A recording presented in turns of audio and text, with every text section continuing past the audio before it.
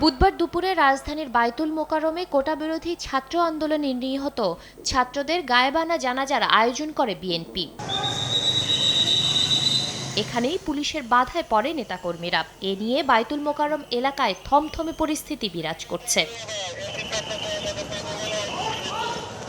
গায়েবানা জানাজা থেকে বিএনপি নেতাকর্মীদের আটক করেছে পুলিশ। এদিকে বিএনপি নেতারা বলছেন, কোটা সংস্কারের আন্দোলন থেকে জনগণের দৃষ্টি ভিন্ন খাতে প্রবাহিত করতে এ ধরনের কাজ করছে সরকার।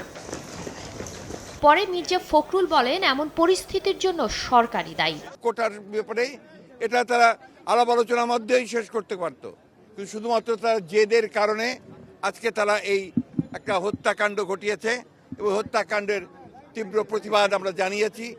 আজকেও আমরা এই গায়েবী জানাজাতে আমরা এখানে এসেছিলাম। আপনারা দেখেছেন কিভাবে এই সমস্ত এই মসজিদেও তারা কিভাবে এটাকে তার এন্ট্রিকে বন্ধ করে দিয়ে আমাদের এখানে গায়েবী জানাতে তারা বিভিন্নভাবে বাধা প্রদান করেছে।